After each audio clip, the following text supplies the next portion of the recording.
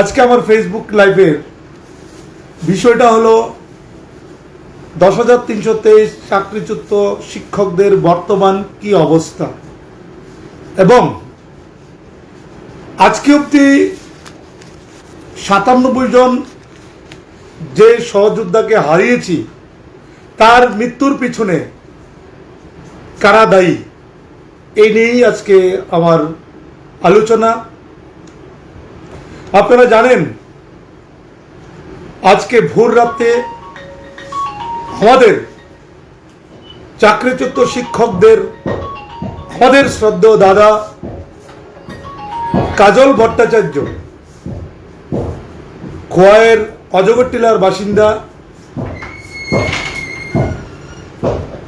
হৃদরোগে আক্রান্ত হয়ে পাশাপাশি উনি কিডনির সমস্যা ছিল, সেই সমস্যা আক্রান্ত হয়ে আজকে ভোর রাতে তিনি আমাদের ছেড়ে চলে গেলেন। সত্যিই আমরা ব্যথিত, সত্যিই আমরা শোকাহত এবং মর্মাহত। প্রথমেই দাদার আত্মার সদ্গতি কামনা করছি এবং ওনার আত্মার চিরশান্তি কামনা করছি। পাশাপাশি ওনার পরিবারের যে সমস্ত সদস্যরা আছেন তাদেরকে আমার ব্যক্তিগত তরফ থেকে এবং জয়েন্ট মুভমেন্ট কমিটির পক্ষ থেকে গভীর সমবেদনা জ্ঞাপন করছি। সত্যি আমরা মর্মাহত। আজকে এখন অবধি আমরা 97 জন সহযোদ্ধাকে আমরা হারিয়েছি। আমার প্রশ্ন রাজ্য সরকারের কাছে, আর কতজন এইভাবে না ফেরার দেশে চলে গেলে দপ্তরের এবং সরকারের ঘুম ভাঙবে, সেটাই আমার প্রশ্ন। কারণ আমরা এক এক করে আমাদের 97 জন সহযোদ্ধাকে হারিয়েছি। আমি আর কোনো সহযোদ্ধাকে হারাতে চাই না।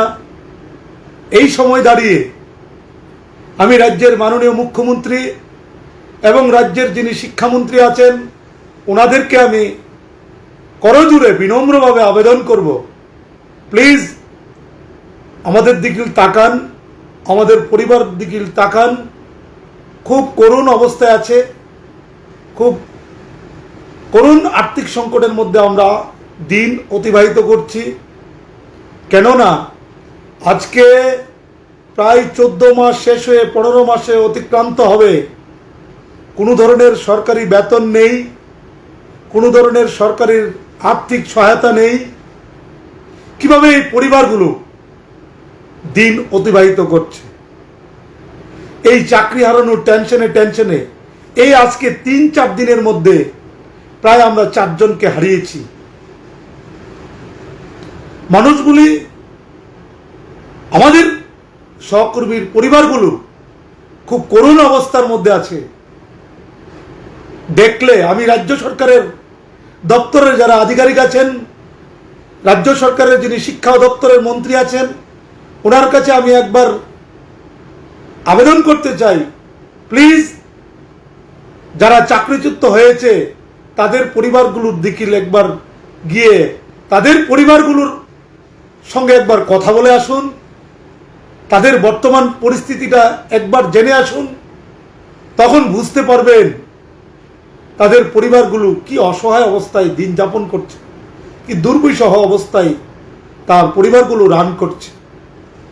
বহু শিক্ষক শিক্ষিকা এখনো আমাদের কাছে রোজ ফোন আসছে, পারছে না। বিশালগড়ের এক শিক্ষক আজকে দুপুরবেলা আমাকে ফোন করে ওনার বাড়িতে যাওয়ার জন্য অনুরোধ করছে। কি করুণ পরিস্থিতিতে আমাদের শিক্ষক তাহের মিয়া, উনি আমাকে ফোন করে বলছেন, দাদা আর পারছি না, ঘরের জিনিসপত্র বিক্রি করা শুরু করেছে। আরো ভয়ঙ্কর ব্যাপার, শুনলে অবাক হবেন। বাধ্য হলাম ফেসবুকে আসতে। আমাদের শ্রদ্ধেয় শিক্ষক গোমতী ডিস্ট্রিক্টের উদয়পুর মহকুমার কাকরাবনে ওনার বাড়ি। শ্রদ্ধেয় লিটন দেব উনি আজকে গতকালকেই ফেসবুকে দিয়েছেন উনি একটা কিডনি বিক্রি করবেন। কতটুক বেদনার থেকে এই ধরনের শব্দ বের হয়। উনি আর পারছেন না ওনার বৃদ্ধ পিতা মাতা, ওনার বাচ্চা, ওনার মিসেস নিয়ে সংসার প্রতিপালন করতে পারছেন না। উনি বাধ্য হয়ে বলছেন আমি আমার একটা কিডনি বিক্রি করব, আর পারছি না সংসার চালাতে, খুব হিমশিম খাচ্ছে। বেতন নেই, সরকারি কোনো অনুদান নেই। উনি বারবার আবেদন করছেন যে আমার একটা ব্যবস্থা করুন। এমনিতেই প্যান্ডেমিক সিচুয়েশন, আজকের দিনে দাঁড়িয়ে কোথাও রাজ্যের মধ্যে কর্মসংস্থানের ব্যবস্থা নেই, কোনো প্রাইভেট জব নেই, সরকারি কর্মসংস্থান নেই।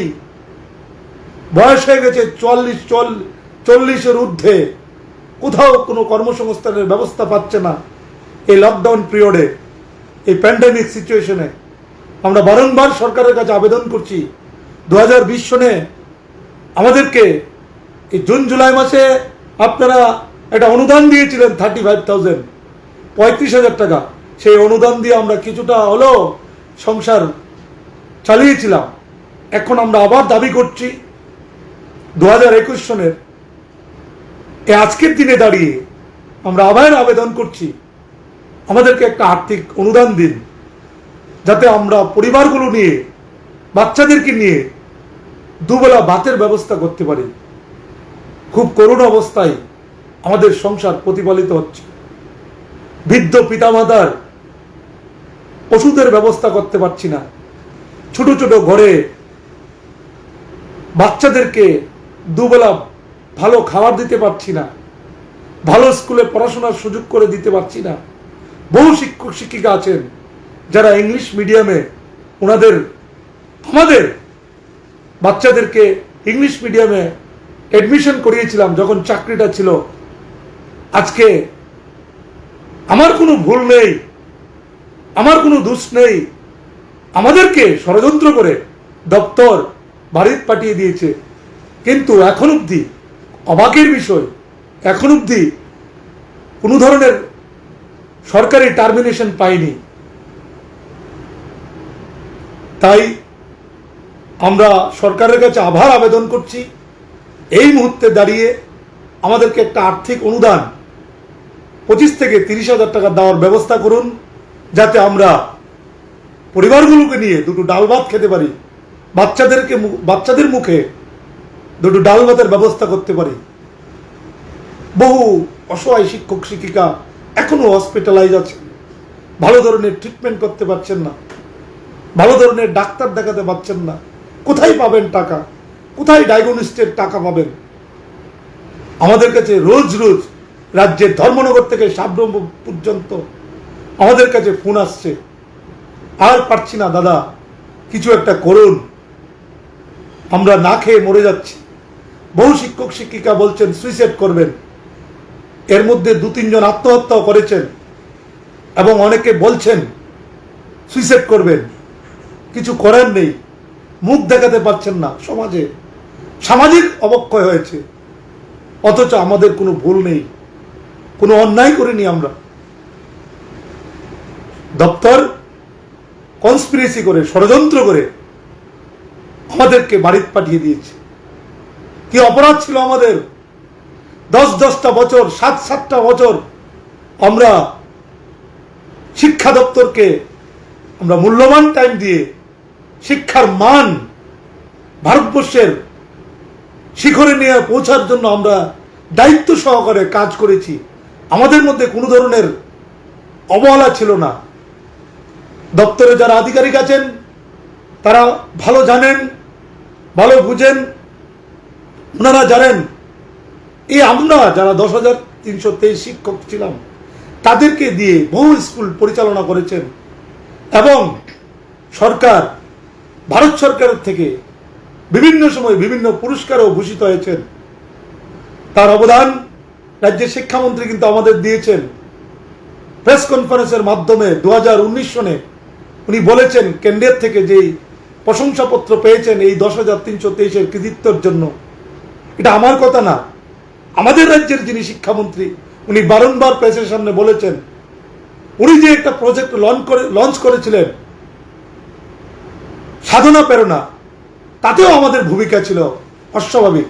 রাজ্যের শিক্ষামন্ত্রী এবং আমাদের যিনি অধিকর্তা শ্রদ্ধেয় ইউকে চাকমা উনিও প্রশংসা করেছেন যে না, 10,323 শিক্ষকরার জন্যেই আজকে আমরা এই কেন্দ্রীয় সরকার থেকে যেই প্রশংসায় ভূষিত হয়েছি এটা তাদের কৃতিত্ব। কারণ ওনারা অক্লান্ত পরিশ্রম করে সাধনা প্রেরণার যে রেজাল্ট সেটা ভালো করেছেন এবং শিক্ষার্থীদেরকে ওনারা ভালোভাবে জ্ঞান দিতে পেরেছেন এবং সেই প্রজেক্ট ভারতবর্ষের এমএচআরডি দপ্তরে আমরা সুনাম করেছি। শুধু তাই না, বহু স্কুল আছে আমরা সেখানে নিজেদের পকেট থেকে গ্রামে প্রত্যন্ত অঞ্চলে বহু শিক্ষক শিক্ষিকারা নিজেদের বেতন থেকে স্কুলে বাচ্চাদেরকে ব্যাগ দিয়েছেন, তার একটা ড্রেস দিয়েছেন। বহু স্কুলের গার্জিয়ানরা আছেন ছেলেদেরকে পোশাক কিনে দিতে পারেন না, জুতা কিনে দিতে পারেন না। প্রচন্ড গ্রামে রুরাল এরিয়াতে সেখানে আমাদের শিক্ষকরা সেই ধরনের সামাজিক কর্মসূচিও করেছেন। একটা ছেলেকে তার একটা ড্রেস দিয়ে কিভাবে সপ্তাহে 7 দিন স্কুলে আসবে, বিকল্প একটা ড্রেসের ব্যবস্থা করেছেন, বিকল্প একজন জুতার ব্যবস্থা করেছেন, বিকল্প একটা ব্যাগের ব্যবস্থা করেছেন। সেই ধরনের দায়িত্ব কিন্তু আমরা নিয়েছি। পড়াশোনার পাশাপাশি সামাজিক দায়িত্ব আমরা নিয়েছি। তারপরেও কেন আমাদের উপর এই নির্মম অমানবিক ব্যবহার, ষড়যন্ত্র করে আমাদেরকে বাড়িতে পাঠিয়ে দিয়েছে। সত্যি আমরা মর্মাহত। শুধু তাই না, আপনারা শুনেছেন গত পরশুদিন রাত্রি 9:30টার সময় আগরতলা শহরের কৃষ্ণনগরের আমাদের সহকর্মী, খুব হৃদয় বিদায়ক ঘটনা। অল্প বয়সে ওনার মৃত্যুর সময় হয়নি, শুধু একটাই কারণ, কিভাবে উনি সমাজে মুখ দেখাবেন। চাকরিটা চলে গেল বিনা অপরাধে। 34 বছর বয়সে নন্দিতা দেববর্মা IGMA হসপিটালে কিছুটা শারীরিক অসুস্থতার জন্য ভর্তি হয়েছিলেন। 2 দিন পরেই ওনাকে কোভিড বলে ঘোষণা করা হয়। তারপরে সেই টেনশনে পরশুদিন 9:30টার সময় IGM হসপিটালে প্রয়াত হয়েছেন। আমাদের উষাবাজারে আমাদের এক শিক্ষিকার হাজবেন্ড কোনো ধরনের কর্মসংস্থান নেই, নিজের ওয়াইফ চাকরি চলে গেছে, সেই চিন্তা করতে করতে সত্যি মর্মাহত, ভাষা নেই। শুধু তাই না, ধর্মনগরের উত্তর জেলার আমাদের শ্রদ্ধেয় শিক্ষক, গতকালকে আমি ফেসবুকে দেখতে পেয়েছি এবং আমরা আমাদের যারা ধর্মনগরের প্রতিনিধি আছে ওনাদের সঙ্গে আমরা যোগাযোগ করেছি। আমাদের ধর্মনগরের শ্রদ্ধেয় নারায়ণ দেবনাথ, আমাদের দাদা, প্রাইভেট সংস্থাতে কোনো ধরনের কাজ পাচ্ছে না, দৈনিক হাজিরার কাজ করছেন। তাতে এটা স্নাতক শিক্ষক দৈনিক দিনমজুরের কাজ করতে বাধ্য হচ্ছেন। আগরতলা শহরে বহু শিক্ষক শিক্ষিকা জোম্যাটো রিক্সাও চালায়, অবাক হবেন। যার হাতে কলম থাকার কথা, যার হাতে বই থাকার কথা, তার হাতে ভেলচা, কুদাল, পেডেল চালিত রিক্সা, ওই ডেলিভারি বয়ের কাজ। তার থেকে হৃদয় বিদায়ক আর কি হতে পারে? ভূভারত এরকম নেই যে ঘটনাটা উদয়পুর। লিটন দেব বলেছেন, কি বলেছেন, উনি আর পারছেন না সংসার প্রতিপালন করতে। উনি ফেসবুকের মাধ্যমে বলছেন, আমি একটা কিডনি বিক্রি করব, কেউ যদি কিনতে রাজি হয় আমি এটা সেটা বিক্রি করব, তাতে লজ্জা কি আছে? শুধু তাই নাই, কিছুদিন আগে, আজকের থেকে মাস তিনেক আগে সাবরুম না, সেটা বিলোনিয়ায় বাতখলাতে আমাদের এক শিক্ষক প্রয়াত হয়েছেন। উনার চিতাতে উনার স্ত্রী ঝাঁপ দিয়ে বলেছেন আমিও আত্মহত্যা করতে চাই। আমরা তো দেখলাম একটা, যেই প্রথা রাজা রামমোহন রায় বন্ধ করেছিলেন, সেই প্রথার পুনরাবৃত্তি আবার শুরু হচ্ছে। কি? সতীদাহ প্রথা, সহমরণ। ভাবতে অবাক লাগে, কখনো ভাবিনি এই ধরনের ঘটনা ত্রিপুরার বুকে আবার দেখতে হবে। যেরকমটা আমাদের শিক্ষক লিটন আবেদন করছেন, শুধু তাই না, ধর্মনগরের আরেকজন শিক্ষক, কোনো এক সময় উনি কলেজেও প্রফেসরি করতেন, উচ্চ ডিগ্রিধারী, চাকরি 10,323 এর মধ্যে উনি চাকরি পেয়েছেন। ওনার নাম অভিষেক দেব। উনি সার্টিফিকেট নিয়ে ঘুরছেন দোয়ারে দোয়ারে, কোথাও কোনো প্রাইভেট কাজ পাচ্ছেন না। যার ওই কলেজে থাকার কথা ছিল, যার স্কুলের আঙ্গিনার থাকার কথা ছিল, সেই সার্টিফিকেটগুলি নিয়ে ঘুরছেন। কোনো এক সময় উনি কলেজে পড়াশোনা করাতেন, আজকে তিনি সার্টিফিকেটগুলি নিয়ে দরজায় দরজায় ঘুরছেন। কোথাও প্রাইভেট টিউশনিও পাচ্ছেন না এই প্যান্ডেমিক সিচুয়েশনে,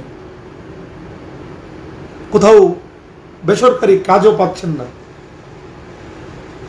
এরকম বললে বহু বলে শেষ করতে পারবো না। সুতরাং আমি রাজ্যের সমস্ত চাকরিচ্যুত শিক্ষকদের পক্ষ থেকে আমি আবারও রাজ্যের মাননীয় মুখ্যমন্ত্রী এবং রাজ্যের শিক্ষামন্ত্রীর কাছে আবারও জোরহাত করে বিনম্রভাবে আবেদন করব, প্লিজ আমাদেরকে বাঁচান, এই পরিবারগুলোকে বাঁচান, না হলে কিন্তু এই মৃত্যু মিছিল আরো বাড়তে থাকবে। খুব শীঘ্রই একটা বিকল্প স্থায়ী সমাধান করে এই মৃত্যু মিছিল বন্ধ করুন। এভাবে চলতে পারে না, এভাবে চলতে দেওয়া যায় না। আমি সমস্ত চাকরিচ্যুত শিক্ষকদের পক্ষ থেকে এই আবেদনটুকু করছি। এখন অবধি প্রচুর শিক্ষক শিক্ষিকা আছেন যারা মানসিকভাবে ভেঙে পড়েছেন। ভেঙে পড়ার কথা, আত্মসম্মানের চাকরিটা এইভাবে বিনা অপরাধে বিনা দোষে চলে গেল, তার থেকে আর হৃদয় বিদায়ক ঘটনা আর কি হতে পারে? এই চিন্তা করতে করতে বহু শিক্ষক শিক্ষিকা অসুস্থ হয়ে বাড়িতে আছেন, ট্রিটমেন্ট করতে পারছেন না। কোথায় পাবেন টাকা? কোথায় ডাক্তারের ফিস? কোথায় ডায়াগনস্টের ফিস? আজকাল ডাক্তারবাবুর কাছে গেলেই বিভিন্ন টেস্ট ধরিয়ে দিয়ে দেয়। কোথায় পাবে এই টেস্টের টাকা পয়সা? সত্যি আমরা খুব করুণ অবস্থায় আছি, কিছু বলে বুঝাতে পারবো না আপনাদেরকে। তাই আমি আর যারা এখনো বাড়িতে বসে কিছু শিক্ষককে নিয়ে রাজনীতি করছেন, আমি আপনাদেরকে বিনম্রভাবে অনুরোধ রাখব, এই মুহূর্তে রাজনীতি করার সময় না। কিছু শিক্ষক শিক্ষিকারে ভুল পথে পরিচালনা করছেন, প্লিজ এই ভুল পথ পরিত্যাগ করে চলুন সবাই হাতে হাত কাঁধে কাঁধ মিলিয়ে সরকারের সঙ্গে কথা বলে কিভাবে তার একটা সুষ্ঠু সমাধান হয় সেই দিকে হাঁটি। কারণ আমি যেই পরিমাণে ক্ষতিগ্রস্ত, আপনিও সেই পরিমাণে ক্ষতিগ্রস্ত। জানি না আপনাদের কোত্থেকে টাকা পয়সা আসে, কিভাবে সংসার প্রতিপালন করছেন। ভাবতে অবাক লাগে, এতগুলি শিক্ষক শিক্ষিকা প্রয়াত হয়েছেন, তাদের কথা একবারও সরকারের গোচরে নিয়ে যাওয়ার চেষ্টা করেননি। জানি না আপনাদের উদ্দেশ্য কি, কিন্তু আমাদের উদ্দেশ্য একটাই, সকলকে আবার কাজের ব্যবস্থা করতে হবে, কাজের গ্যারান্টি দিতে হবে। কারণ শিক্ষক ছিলাম, শিক্ষকের মর্যাদাটা যাতে পুনরায় ফিরে পায় সেই ব্যবস্থাটুকু করবেন। আর অবুঝ শিক্ষকদের নিয়ে এইভাবে রাজনীতি করবেন না প্লিজ। এইসব নোংরামির থেকে বেরিয়ে এসে শিক্ষকগুলির পাশে দাঁড়ান। বহু শিক্ষক শিক্ষিকা আছে 3 বেলা ভালো করে খেতে পায়নি, 3 বেলা তো দূরের কথা, 2 বেলা ভালোভাবে খেতে পায়নি। প্লিজ তাদের প্রতি একটু দেখুন, তাদেরকে নিয়ে কথা বলুন সরকারের সঙ্গে। আশা করি সরকার সেটা মানবে। কারণ by the people, for the people, of the people. সরকার কিন্তু জনসাধারণের বিপক্ষে না। এই সরকার, যারা আজকে ক্ষমতাসীন শাসক দল, ওনারাই কিন্তু আমাদেরকে আশ্বস্ত করেছিলেন 2018 ইলেকশনের আগে। ওনারাই কিন্তু ভীষণ ডকুমেন্টে বলেছিলেন, যদি আমরা সরকারে আসতে পারি, আমাদের প্রথম কাজ হবে এই 10,323 যারা এখন অব্দি চাকরি করছেন তাদেরকে আমরা একটা সুষ্ঠু সমাধান করব, সুষ্ঠু একটা স্থায়ী তাদেরকে একটা ব্যবস্থা করব। আমি আবারও স্মরণ করে দিতে চাই, যিনি রাজ্যের মুখ্যমন্ত্রী, উনি আমাকেও ওনার বাড়িতে পিঠে হাত দিয়ে বলেছিলেন যে না, আমি আপনাদের জন্য, তোমাদের জন্য একটা ব্যবস্থা করব। তাই আমি রাজ্যের মুখ্যমন্ত্রীর কাছে আবারও আবেদন করছি, স্যার, আপনার যে মৌখিক আশ্বাস সেটাকে বাস্তবায়িত করুন, সেটা কার্যকরী ভূমিকা গ্রহণ করুন। আর রাজ্যের শিক্ষামন্ত্রীর কাছে আমার আবেদন থাকবো, আপনি এবং আপনার দপ্তর মাননীয় সুপ্রিম কোর্টে, মহামান্য সুপ্রিম কোর্টে আপনারা যে এফিডেভিট দিয়েছিলেন, সেই এফিডেভিট বলে আমাদেরকে গ্রুপ সি, গ্রুপ ডিতে অ্যাবজর্ব করতে পারুন। আপনারা সেদিন এফিডেভিট কি লিখেছিলেন? যে আমরা 10,600 পোস্ট ক্রিয়েট করেছি। কাদের জন্য? 10,323 যারা আছেন তাদেরকে আমরা গ্রুপ সি এবং গ্রুপ ডিতে নিয়োগ করব। সুপ্রিম কোর্টে আমার প্রশ্ন হলো, সুপ্রিম কোর্টে যদি আপনারা এফিডেভিট দিয়ে বলতে পারেন গ্রুপ সি এবং গ্রুপ ডিতে তাদেরকে আমরা সরাসরি নিয়োগ করব, এখন আপনি 90 ডিগ্রি ঘুরে বলছেন উইদাউট ইন্টারভিউ, উইদাউট এক্সাম ছাড়া চাকরি দেওয়া সম্ভব না। তাহলে আপনারা এবং দপ্তর কোন মুখে সেদিন ওই মহামান্য সুপ্রিম কোর্টে এফিডেভিট করে হলফনামা জমা দিয়েছিলেন, সেটার একটু ক্ল্যারিফিকেশন দেবেন রাজ্যের যিনি শিক্ষা অধিকর্তা এবং যিনি রাজ্যের শিক্ষামন্ত্রী আছে, ওনার কাছে আমি এই অনুরোধটুকু রাখবো। কোথায় 10,600 পোস্ট, আর গ্রুপ সি গ্রুপ ডি যে পোস্ট ক্রিয়েট করেছেন এখন বলছেন 5,900। তাহলে ধরে নিলাম আমি 5,900কে অ্যাবজর্ব করব, তাহলে আমার তো আরো 5,000 বা 4,000 টিচার আছে, ওরা কোথায় যাবে? এই ধরনের পলিসি থেকে প্লিজ বেরিয়ে আসুন। সবাইকে আমরা বলছি, প্রত্যেককেই স্থায়ী সমাধান করতে হবে। এবং এও দাবি রাখছি, যারা প্রয়াত হয়েছেন এখন অব্দি টিল টুডে 97 জন, তাদের পরিবারেও একজন করে স্থায়ী চাকরির ব্যবস্থা করতে হবে। তাদের পরিবারগুলো ভীষণ করুণ অবস্থার মধ্যে আছে।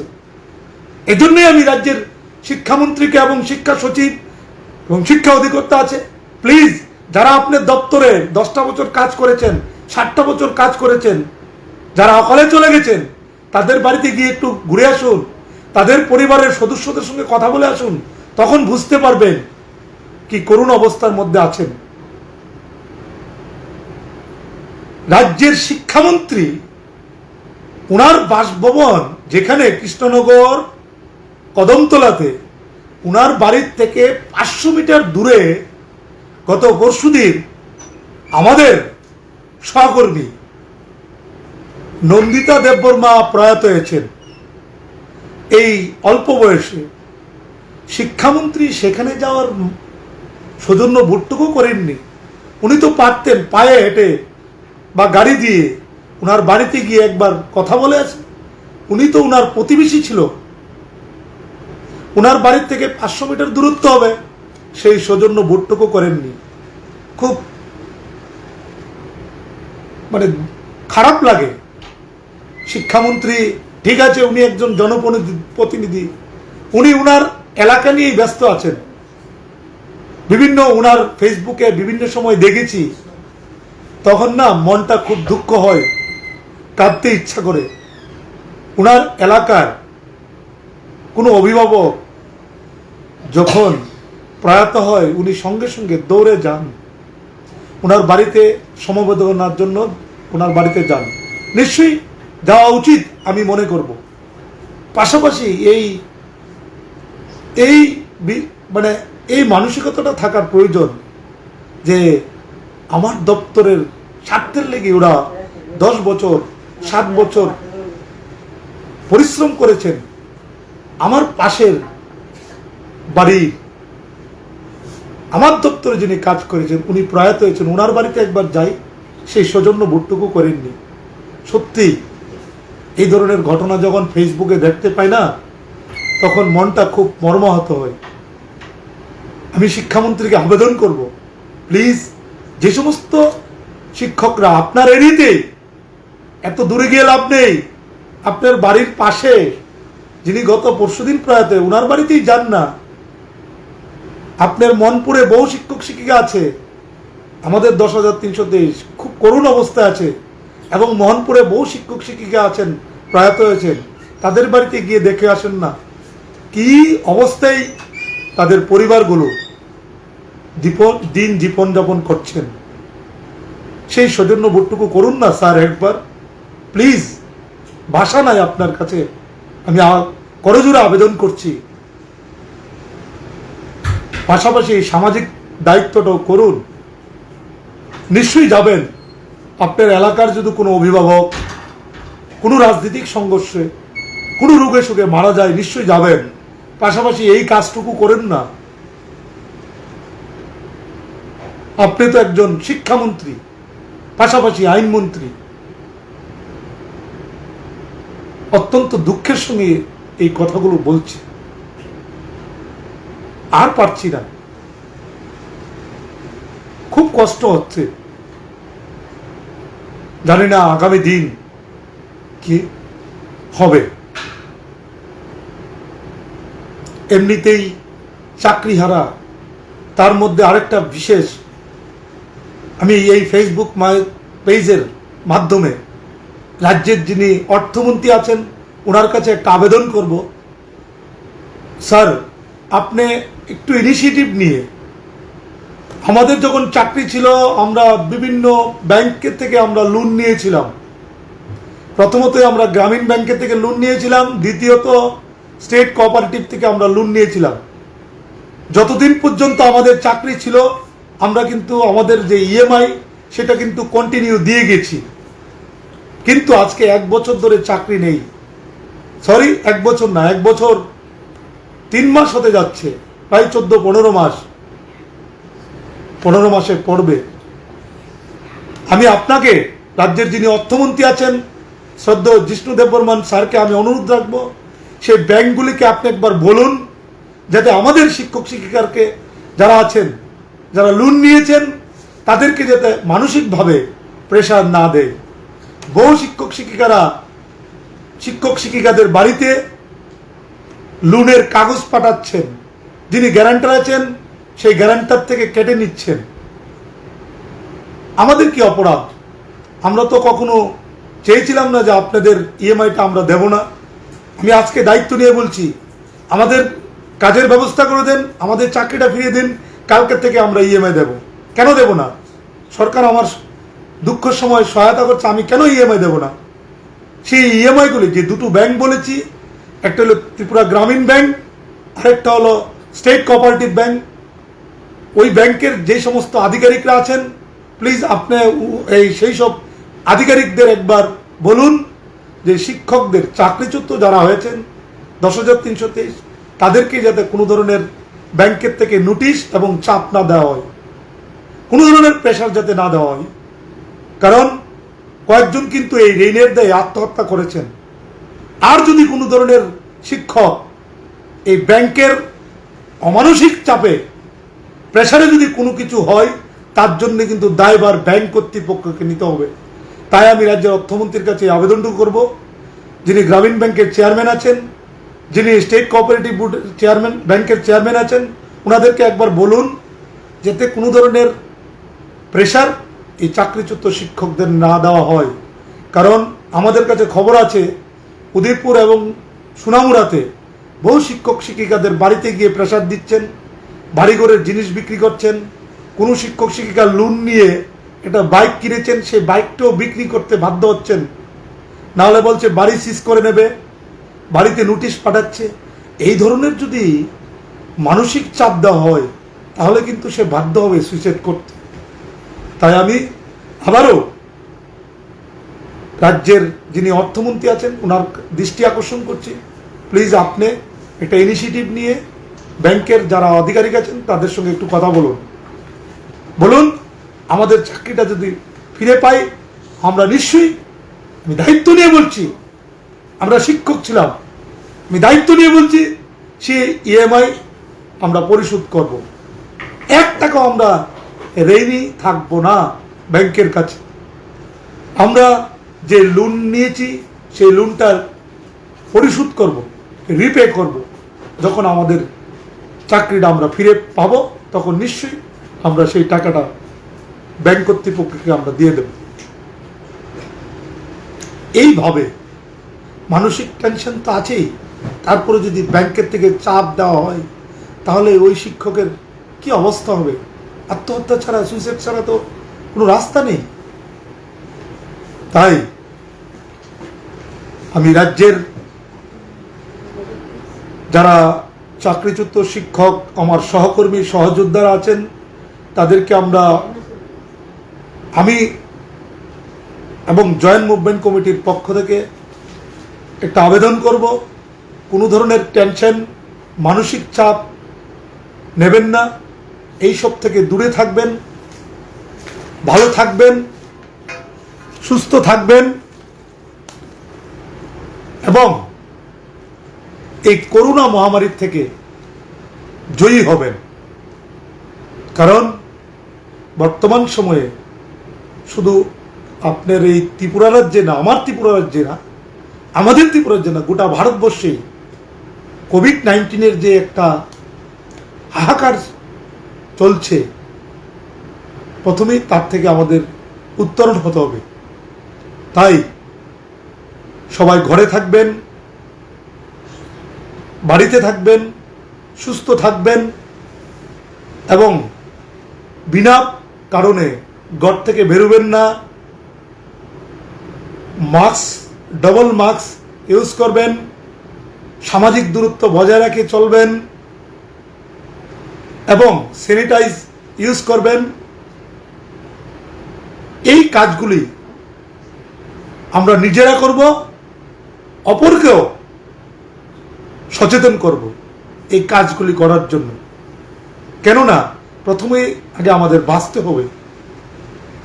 তাই কোভিড এবং প্যান্ডামিকের গভর্নমেন্টের যে বিধিনিধিগুলি গভর্নমেন্ট লাগু করেছে, সেইগুলিকে মান্যতা দিয়ে গভর্নমেন্টকে সাহায্য করুন, সরকারকে সাহায্য করুন, স্বাস্থ্য দপ্তরকে সাহায্য করুন, প্রতিবেশীকে সাহায্য করুন। মানসিক চাপ থেকে দূরে থাকবেন, সুস্থ থাকবেন, পরিবারের সবাইকে নিয়ে ভালো থাকবেন, সুস্থ থাকবেন এবং আরেকটা আবেদন করব, ভাবতে অবাক লাগে আজকের থেকে কিছুদিন আগে, এই 4-5 দিন আগে, কমলপুরের হালাহালিতে আমাদের এক শিক্ষক সকালবেলা বাজারে গিয়েছেন। সেখানে সমাজবিরোধীদের দ্বারা মারাত্মকভাবে আহত হয়েছেন। ওনার নাম বিধুভূষণ দাস। ওনার উপরে যেই সব সমাজবিরোধীরা আক্রমণ সংঘটিত করেছেন তার তীব্র নিন্দা এবং ধিক্কার জানাই আমরা, এবং আগামী দিন যাতে কোনো শিক্ষক শিক্ষিকার উপর কোনো ধরনের আক্রমণ না হয় সেই আবেদন আমি রাজ্যের স্বরাষ্ট্রমন্ত্রী এবং রাজ্যের পুলিশ মন্ত্রী যিনি আছেন ওনার কাছে আবেদন করব। চাকরিচ্যুত শিক্ষকরা এমনিই মানসিক টেনশনে আছেন, তারপরে যদি এইভাবে বিভিন্নখানে আক্রান্ত হতে হয় তাই তার দায়ভার কে নেবেন, তাই আমি স্বরাষ্ট্রমন্ত্রীর কাছে আবেদন রাখছি। এইটুকু গ্যারান্টি দিন, পুলিশকে বলুন চাকরিচ্যুত শিক্ষকরা পাশে দাঁড়ানোর জন্য, তাদের যাতে কোনো ধরনের আক্রমণ না হতে হয়। শুধু তাই না, আমরা দেখেছি বহু জায়গায় 10,323 শিক্ষকদের উপর আক্রমণ সংঘটিত হচ্ছে। যখন দেখি এই ধরনের ঘটনা তখন সত্যিই অবাক লাগে। শিক্ষকদের উপর আক্রমণ এটা কখনো মেনে নিতে পারি না, সমাজ মেনে নিতে পারে না। কি অপরাধ ছিল ওই সালেমা, আমাদের যে শিক্ষক বিধুভূষণ স্যারের? সকালবেলা বাজারে গিয়েছে বাজার করতে, সেখানে আক্রান্ত, এবং উনি দারুণভাবে আক্রান্ত হয়েছে। পরে ওনার পরিবারের সদস্যরা কোলাই হসপিটালে এনেছেন। ওখানে হাতে এবং পায়ে ফ্র্যাকচার হয়েছেন, মাথায় প্রচণ্ড আঘাত পেয়েছেন। কোলাই হসপিটালে ওনাকে সিটি স্ক্যান করিয়েছে। এখন আমরা খবর নিয়েছি কিছুটা সুস্থ হয়েছে, কিছুটা ইমপ্রুভমেন্ট আছে। তাই আমি রাজ্য সরকারের কাছে এবং যিনি পুলিশ মন্ত্রী আছেন ওনার কাছে আবেদন করব, শিক্ষকদের উপর এই ধরনের আক্রমণ বন্ধ করার একটা দায়িত্ব নিন আপনি রাজ্যের স্বরাষ্ট্রমন্ত্রী, আপনি রাজ্যের পুলিশ মন্ত্রী। আশা করি সেই আমার বিনম্র আবেদনটুকু আপনি রাখবেন। এমনিতেই আমরা খুব অসহায়, তাই আর বেশি কিছু বলবো না, এতটুকুই বলবো। আজকের দিনে দাঁড়িয়ে সত্যিই আমরা মর্মাহত এবং শোকাহত। এইভাবে সহকর্মীরা এক এক করে না ফেরার দেশে পাড়ি দিচ্ছে, তার থেকে হৃদয় বিদায়ক ঘটনা আর কি হতে পারে? এইভাবে তরতাজা আমাদের সহকর্মীরা, সহযোদ্ধারা চলে যাচ্ছে, কিছুতেই মেনে নিতে পারছি না। যখন দেখি ঘুম থেকে উঠে কোথাও না কোথাও শিক্ষকরা এইভাবে প্রয়াত হচ্ছেন, তখন সত্যি মর্মাহত, শোকাহত হয়। এই 97 জন প্রয়াণে চাকরিচ্যুত যারা শিক্ষক আছেন